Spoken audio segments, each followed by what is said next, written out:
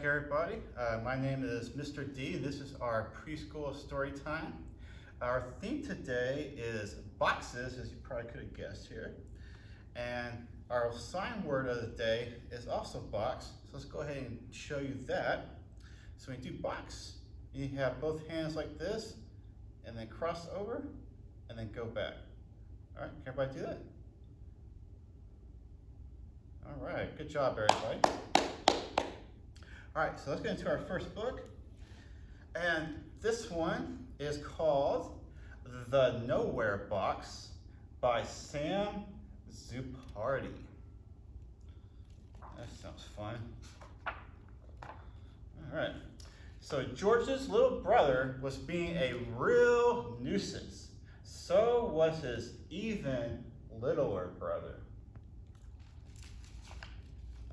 Everywhere George went, the littler boys followed, and George had enough. Where are you going? Nowhere, and you can't follow me.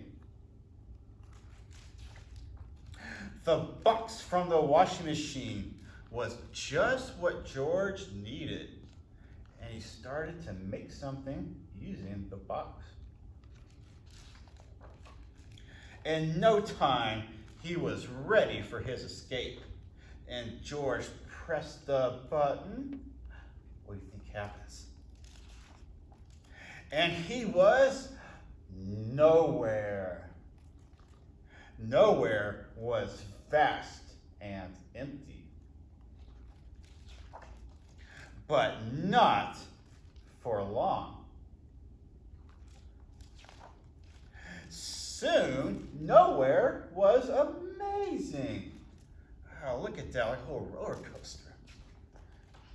Nowhere was magnificent. Oh, he even has a rocket ship. Nowhere was stupendous. Oh, sailing the high seas. Meanwhile, George's little brothers were wondering where he'd gone. He wasn't in the bedroom. He wasn't in the bathroom. He wasn't in the living room. Where was George? He was nowhere. But in nowhere, there were no enemy pirates in sight, and there were no dragons to be found. In fact, there was no one at all.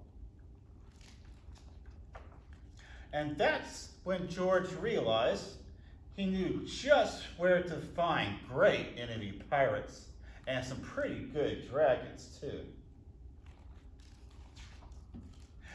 With that thought, he hopped back in his ship and set a course for home. George, where have you been? Oh, nowhere. And that's the end. All right, good job, everybody. All right, and we're going to pause for just a second, because for one of the next few songs we do, you're going to need a beanie bag. And if you don't have a beanie bag, you can get like a clump up a little ball of paper and use that, or we get like a small pill or something, just something you can toss up and catch. All right, so the first song we're going to do, and we're going to stand up for these, is we're going to do the clap your hands song. And we're going to do a couple things. We're going to clap our hands. We're going to clap our hands, and we're going to shake our heads, and we're going to nod our heads, and we're going to stomp our feet. All right, is everybody ready? All right, here we go. Clap, clap, clap your hands together. Clap, clap, clap your hands together. Clap a little faster now, clap along with me. Clap a little slower now. clap along with me. Shake, shake, shake your heads together. Shake, shake, shake your heads together. Shake a little faster now, shake along with me. Shake a little slower now, shake along with me. Nod, nod, nod your heads together. Nod, nod, nod your heads together. Nod a little faster now, nod along with me. Nod a little slower now, nod along with me. Stomp, stomp, stomp your feet together. Stomp, stomp, stomp your feet together. Stomp a little faster now, stomp along with me. Stomp a little slower now, stomp along with me. All right, good job, everybody. Excellent. Okay, well, let's grab our beanie bag, and we're going to do the beanie bag song. Is everybody ready? Let's go.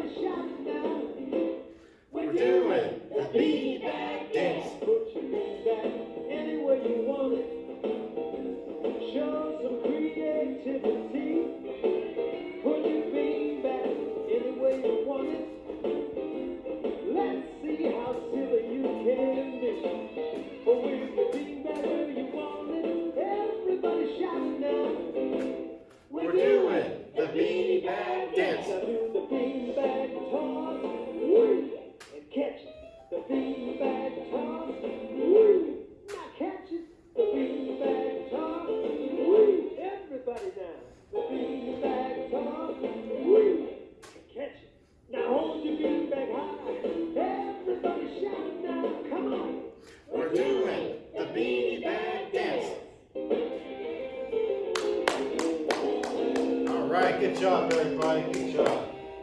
Okay. So let's go ahead and have a seat.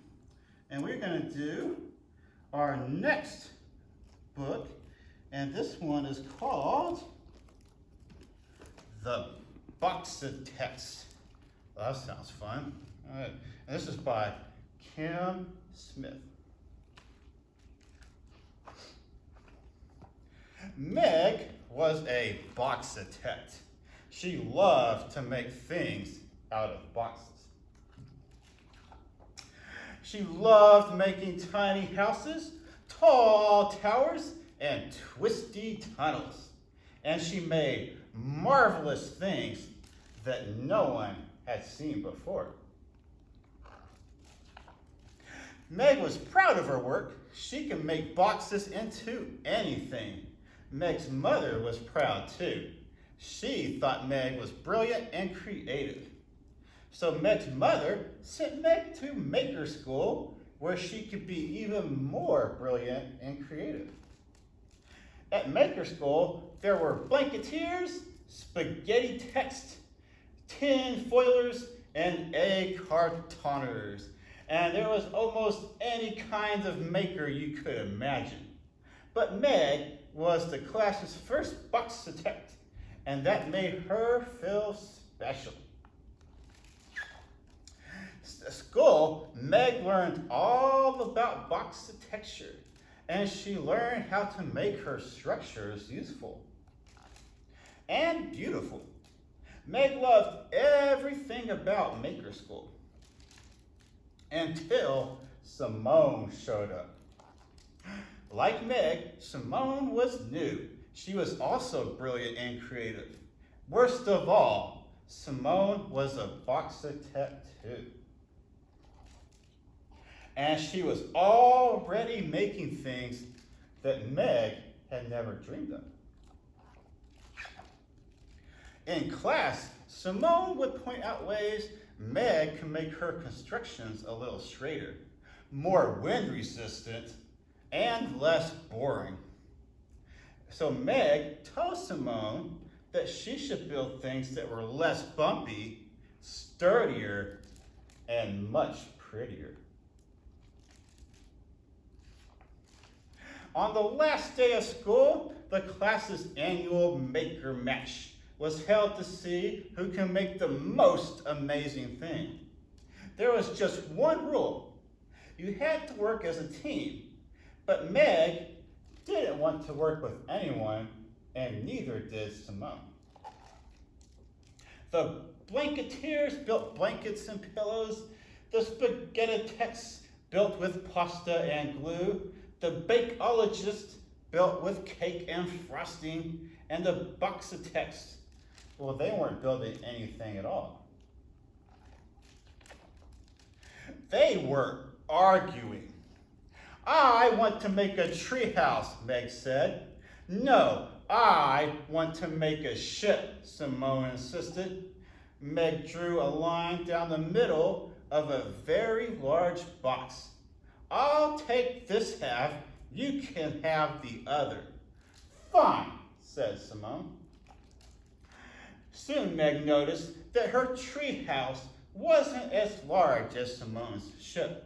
So she made her side taller and more impressive. When Simone noticed that Meg's treehouse was taller than her ship, she made her side higher and even more extraordinary. Slowly, Meg and Simone's creation grew bigger and bigger.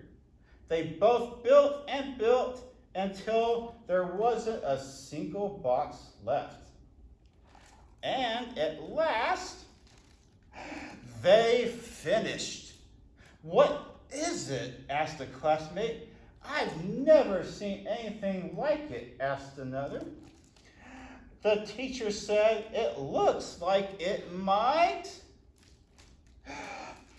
Oh no, oh, choo. Crash! Oh no. Your side was too wobbly, shouted Meg. Your side was too heavy, cried Simone. Oh, dear, said the judge. The maker match was not over yet, but most of Meg and Simone's work was ruined. There were only a few parts left that could be saved. If we combine my treehouse with your shit, Meg started, we might be able to make one thing, said Simone. The Boxitects decided to call a truce so they could finish the match. Working as a team, Meg and Simone quickly joined the remaining pieces together until they had created something new. At the end of the maker match, the Boxitects hadn't won first place, but they had a different way of making brilliant and creative things by working together. And they each gained a new friend. And that's the end. All right, good job, everybody. Okay, well, we've got a couple more songs to do. So the first one, and you're gonna stand up for these, is we're gonna do the Hokey Pokey. So is everybody ready? Let's go. You put your right foot in, you put your right foot out, you put your right foot in and you shake it all about. You do the hokey pokey and you turn yourself around. That's what it's all about. Left foot. You put your left foot in, you put your left foot out, you put your left foot in and you shake it all about. You do the hokey pokey and you turn yourself around. That's what it's all about. Right arm. You put your right arm in, you put your right arm out, you put your right arm in and then you shake it all about.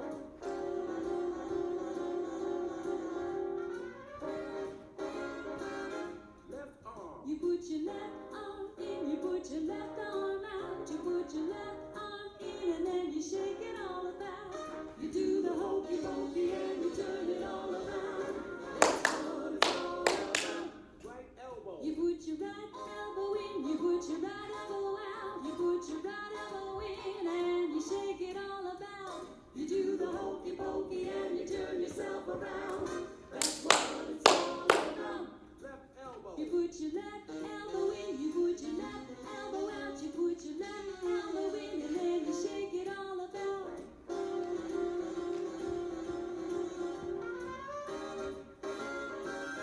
Head. You put your head in, you put your head out, you put your head in and you shake it all about. You do the hokey pokey and you turn yourself around. That's what it's all about. Right hip. All right, good job, everybody. That was awesome. Okay, well, we got one more song to do, and this one is one you're familiar with, Superhero Camp. But if it's your first time joining us, we're gonna do a couple of things. All right, we're gonna have thumbs up, elbows back, feet apart, and then tongue out. All right, is everybody ready? All right, here we go. Superhero, superhero, superhero camp. Superhero, superhero, superhero camp. Thumbs up. Superhero, superhero, superhero camp. Superhero, superhero, superhero camp. Thumbs up. Elbows back. Superhero, superhero, superhero camp. Superhero, superhero, superhero camp. Thumbs up. Elbows back. Feet apart. Superhero, superhero, superhero camp. Superhero, superhero, superhero camp. Thumbs up. Elbows back. Feet apart. Tongue out. Superhero, superhero, superhero camp. Superhero, superhero, superhero camp. All right, good job, everybody. That was awesome. Okay, well, sit back down because we got one more book for you. All right. Now, this one is called What to Do with a Box. Oh, that sounds like fun. Okay, let's see what we can do with a box. A box is a strange device. You can open it once. You can open it twice. You can climb inside and read a book. It can be a library, a palace, or a nook. You can lock the door with a magical key. Invite your dolls to come in for tea. You can paint a landscape with sun, sand, and even sky. Or crayon and egret that's flying right by.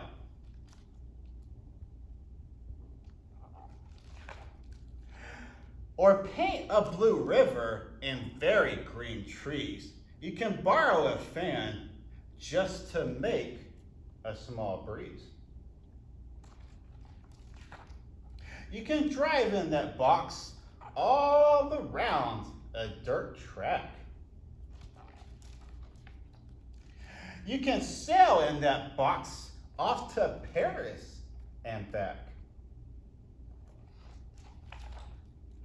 A box is a wonder indeed, the only such magic that you'll ever need.